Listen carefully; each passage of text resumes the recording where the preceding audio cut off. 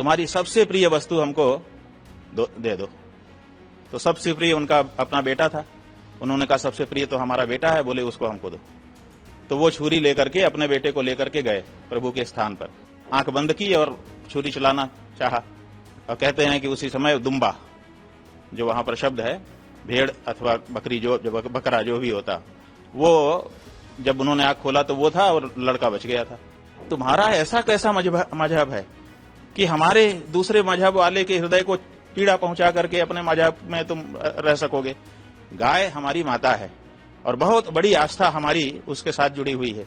अनुरोध करना चाहते हैं कि आपको जो करना है अपने धर्म का पालन करने के लिए करिए, लेकिन हमको चोट पहुंचाने वाला काम करेंगे तो वो आपका धर्म नहीं होगा, ऐसा हम समझते हैं। बकरीद पर कुर्बानी, सवाल यह है कि हमने जहां तक इतिहास पढ़ा, हमने ये पढ़ा कि जो अब्राहम थे उनको उनके ईश्वर ने कहा कि तुम्हारी सबसे प्रिय वस्तु हमको दे दो। तो सबसे प्रिय उनका अपना बेटा था। उन्होंने कहा सबसे प्रिय तो हमारा बेटा है, बोले उसको हमको दो। तो वो छुरी लेकर के अपने बेटे को लेकर के गए प्रभु के स्थान पर और मन को कड़ा किया कि प्रभु से बढ़कर मेरे लिए कुछ नहीं है, मेरी परीक्षा का ये समय है। तो उन्होंने आंख बंद की और छुरी चलाना चाहा।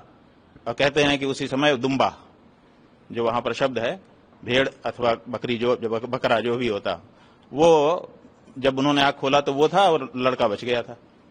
तो सवाल यह है कि आपकी छुरी अपने सबसे प्रिय पर चले, ये तो उदाहरण है।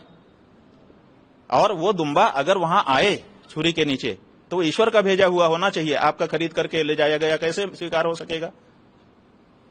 और अगर आपको दुम्बा प्रिय है, माने सर्वाधिक प्रिय है, तो आप पूरे साल उसको क्यों नहीं रखते हो? बकरीद के समय ही क्यों खरीदते हो? तो ये तो एक बात है, लेकिन वो उनके धर्म का मामला है, हम उसमें नहीं जाना चाहते हैं।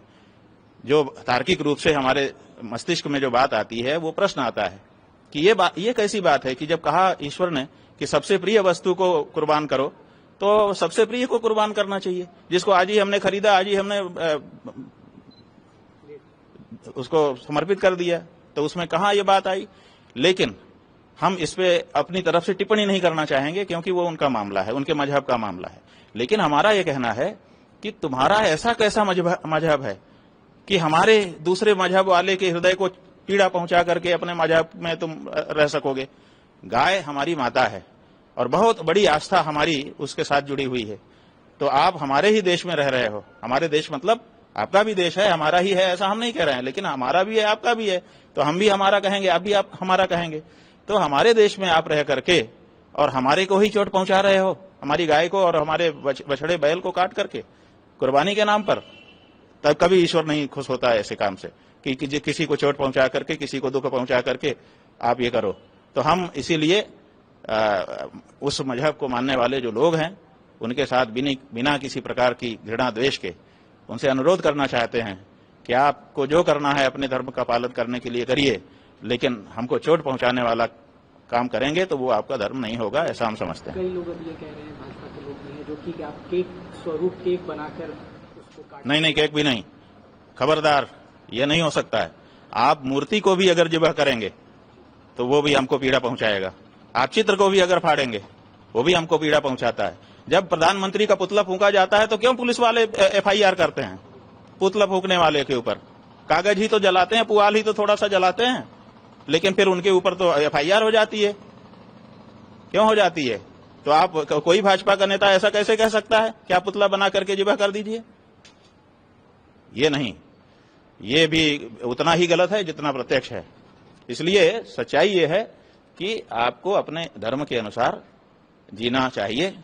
आपके धर्म में जितना हमने पढ़ा है, आपने भी पढ़ा ही होगा, वहां ये कहा गया है कि जो सबसे प्रिय वस्तु है वो हमको न्यौछावर करिए।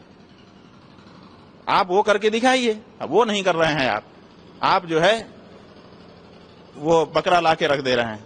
अब बकरा जो ला करके आप रख रहे हैं वो आप रख रहे हैं, और वहां जिस कहानी से आपको ये प्रेरणा मिली है कि हम बकरीद के दिन कुर्बानी देंगे, उस कहानी में ये नहीं है। उस कहानी में है कि वहां पर ईश्वर ने ला के रख दिया वो। तो आप अपनी कुर्बानी देने के लिए चलें और ईश्वर वहां पे ला के जो रख दे वो तो मंजूर है, वो तो चमत्कार है, वो तो ईश्वर की कृपा है।